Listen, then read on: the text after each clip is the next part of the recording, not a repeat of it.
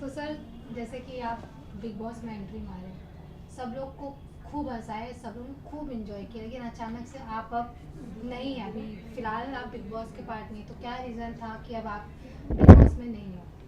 चलो बुलावा आया है, कोर्ट ने बुलाया है, कानून के हाथ लंबे होते हैं। तो बड़ी इम्पोर्टेंट केस थी माननीय उच्च न्यायालय में, माननीय चीफ जस्टिस साहब के फुल बेंच के सामने। तो ये बात रिस्पेक्टेड कलर चैनल्स को भी पता थी, सलमान खान जी को भी पता थी, और सारी टीम को भी पता थी, और हमने उस तरह से उनको पहले ही बताया भी था।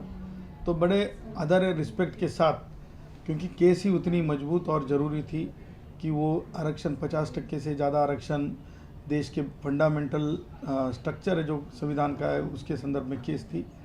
आरक्षण नहीं 50% से ज़्यादा होना चाहिए करके, वो भी बिग बॉस जैसे ही इम्पोर्टेंट थी। और जयश्री जी उस केस को 2014 से लड़ रहे हैं। तो इस महत्वपूर्ण केस की वजह से जो है, हम केस के लिए जाने के लिए बिग बॉस ने हमें इजाज़त दी थी। नहीं, लेकिन अब आप निकल गए तो लोग आपको काफ़ी मिस कर रहे हैं, आपका जो बिहेवियर था, आपकी जो पर्सनैलिटी थी, लोगों को हंसाना, फिर बोलना लोगों के लिए, तो वो काफ़ी लोग मिस कर, आप कितना मिस कर रहे हो अभी बिग बॉस से निकल कर? देखिए, मुझे तो ऐसा है ना कि मिसिंग बोलना नहीं चाहता हूँ मैं, कि मैं यही कहना चाहता हूँ, मेरे जो लगते जिगर जो मुझे सुनते हैं, जो मुझे चाहते हैं, उनको यही कहना चाहता हूँ कि ज़रूर आने वाले समय में चीज़ें ठीक ठाक से होने पर फिर से मैं बिग बॉस में जाऊंगा, क्योंकि उसी तरह से बात हुई है। तो ज़्यादा स्ट्रेस होने की, मेरे भाइयों साथियों लगते जिगर जो भी है, मैं फैंस नहीं कहता हूँ, फैंस थोड़ा दूर का रिश्ता होता है। तो मैं सारे सारे ही देश में के विदेश में के, मेरा हमारी साथ मेरा जो साथी है, जो हमारा जो रिश्ता है, वो ज़्यादा फुटपाथी भाई बहनों से होता है। टैक्सी ड्राइवर, रिक्शे वाले, दिहाड़ी मजदूर, वो हमारे अपने लगते हैं, ज़्यादा सभी अपने हैं, लेकिन वो हमें हमें बहुत अच्छे लगते हैं। तो कष्ट करने वाले लोगों से हम जुड़े हैं, सांस की तरह जुड़े हैं। तो उन सारे हमारी सांस रहने वाले भाइयों से कहना चाहता हूँ कि हम जल्दी ही उनकी मनीषा पूरी करने के लिए फिर बिग बॉस में रियलिटी, जीवन की सच्चाई डंके की चोट पे बताने के लिए आएंगे। Great sir. Even Salman Khan ji ने भी कहा था कि पहले दिन तो आप एकदम शांत थे, लेकिन दूसरे दिन से जब आपका बिहेवियर लोगों ने देखा, उनको भी काफ़ी पसंद आया, लोगों ने काफ़ी पसंद किया। तो आप पहले दिन इसलिए शांत थे कि आपको पता नहीं था कौन कैसा है, दूसरे दिन इसलिए आप इतना ओपन हो गए कि आपको पता चल गया मेरे अगेंस्ट कौन है और कंटेस्टेंट कौन है, क्या कुछ रीज़न था? देखिए, वहां पे जो है अधिकतर कलाकार है, हम्म। और वो कलाकार स्ट्रगलिंग कलाकार है। हम उन कलाकारों के सामने भी और सलमान के सामने भी कहते, वो हमको कैसे लगते हैं, उबले चने, फ्यूचर हीरो। तो हम अभी तक किसी को भी अपना प्रतिद्वंदी मानते नहीं हैं, क्योंकि हम जानते हैं कि कलाकार किरदार के साथ आता है, स्क्रिप्ट की सोच के साथ आता है।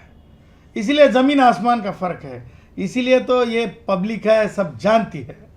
और इसीलिए हमें आपकी तरफ से, सोशल मीडिया हैंडल्स की तरफ से, फ़ोन के ज़रिए, मैसेज के ज़रिए ये पता चला है कि लोगों ने हमें अपने दिल में जगह बनाई है और दिमाग में एक नंबर दिया। जब आप घर में थे या फिर जब आप मतलब बिग बॉस में जाने वाले थे, तब सौरभ जी का और इनका कितना सपोर्ट मिला था और अब कितना सपोर्ट मिला? देखिए, जयश्री जी के बारे में कहूँ तो वो मेरी सांस है। वो सासू बहू वाली सांस नहीं, मेरी ब्रीदिंग वाली सांस है। मेरे ज़िंदगी के अंदर का अधिकतर जो जीवन की बुनाई, जीवन को खड़ा करने का जो पूरा श्रेय वो जयश्री जी को जाता है।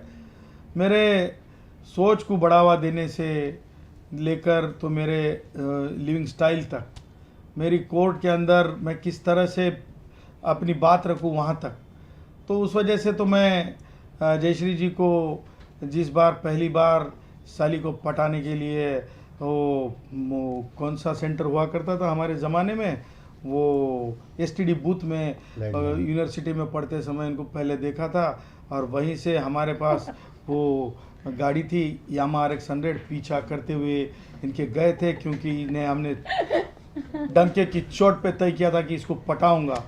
और फिर है ना, इनको हमारी सबसे खूबी पसंद आई, पहली बार हमने इनको डीप किस किया था, डीप किस किया था। तो उस वजह से इनका तो जीवन में जितना मूल्य मोल हम कर ही नहीं सकते हैं। और रही सौरभ की बात, सौरभ एक बहुत ही यानी कैसे वो कला जगत से आते हैं। तो जब ये 12वें सीज़न में, बराबर ना, 12वें सीज़न में थे, जब ही हमसे इनकी पहचान हुई थी, इन्होंने तस्वीर भी उतारी थी हमारे साथ। तो एक हमने इनसे कुछ बातें जानी थी, तो वो भी हमें जीवन में बड़ा आनंद दे गई थी। और कला के बारे में, कला जगत के बारे में इनसे हमने काफ़ी सारी बातें समझी है, जानी है। सौरभ जी, आप किस प्रकार की तैयारियां करके भेजे थे सर को?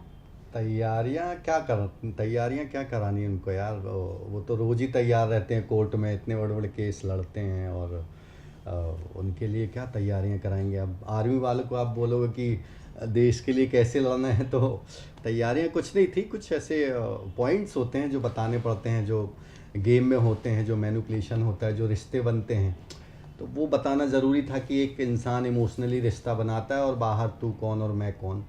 तो वो सब तो थोड़ी सी टिप्स देना चाहिए, क्योंकि हम फैमिली जैसे हैं और एक फैमिली मेम्बर की तरह हैं, मुझे छोटा भाई जैसे मानते हैं। तो मुझे ये चीज़ अच्छी लगी कि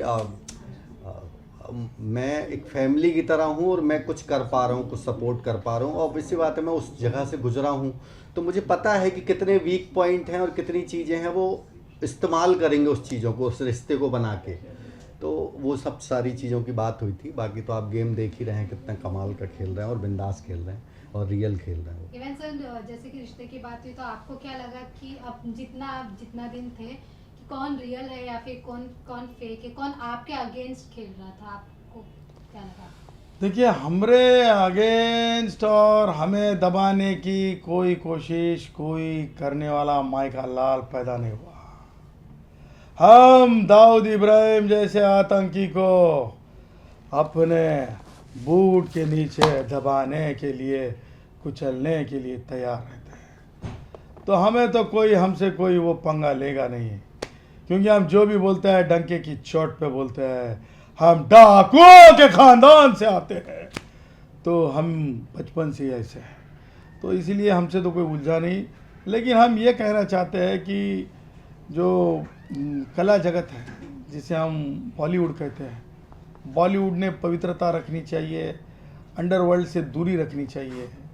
कलाकार बड़े अच्छे हैं, सारे कलाकार अच्छे हैं, शाहरुख जी अच्छे हैं, सलमान जी अच्छे हैं, गोविंदा जी अच्छे हैं, कंगना जी अच्छी है, सब सारे कलाकार अच्छे हैं। लेकिन है ना, किसी छोटी मोटी चीज़ के लिए गलत हाथों में न लग जाए, ये ध्यान रखना जरूरी। क्योंकि हमें लोग जो बताते हैं, छोटी छोटी बातें दुनिया के बारे में बताते हैं, जैसे कि मेरे ख्याल से अपने क्या नाम है उनका, वो आए थे, वो जिलेबी बाई गाना गाया था, वो गाना चला था, तो उस समय एक उन्हीं के हमारे में मल्लिका कुछ हाँ रावत। हाँ, वो जब आए थे तब याद है आपको कि बॉलीवुड ने आपसे अन्याय किया, ऐसा एक जन ने बोला था वहाँ पे। तो जब हमने कुछ समझने की कोशिश की, तो हम ये समझ चुके हैं कि कहीं ना कहीं वहाँ पर बाहरी ताकतें भी काम करती हैं। मैं लास्ट क्वेश्चन, ऐसे 3 जन जिनका गेम आपको सबसे ज़्यादा अच्छा लगा? 17 खिलाड़ी समान खेल रहे हैं, वो खतरा हमें समझते हैं, क्योंकि जनता ने हम पे मन पे लिया है, हम बात खुली रखते हैं, ओपन माइंड है। तो 17 लोगों को किरदार से बाहर आना पड़ेगा, तभी हम बता पाएंगे। अभी तो फिलहाल के लिए यही कहूँगा कि 17 एक लाइन में है। Thank you sir. लास्टली आप अपने फैंस को क्या मैसेज देना चाहेंगे, और आपका लोग जो वेट कर रहे कि आप फिर से बिग बॉस में दिखें? जरूर जरूर मेरे लगते जिगर भाइयों, साथियों, मेरे चाहने वालों, हम जरूर अपनी बाकी चीज़ें ख़त्म करके फिर से आपके खुशी के लिए, आपके सोच विचार, हमारी खुलेपन की बातें रियलिटी शो में रखने के लिए जरूर हम जल्द ही बिग बॉस कलर्स में जाएंगे। डंके की चोट पे आपको हम वहाँ दिखेंगे। एक शायरी भी बोल दूँ? बोल दो। बोल दूँ? हम छोटे मोटे दीपक थोड़े हैं जो बुझ जाएंगे, दिवाली के रॉकेट हैं सीधे घर के अंदर घुस जाएंगे।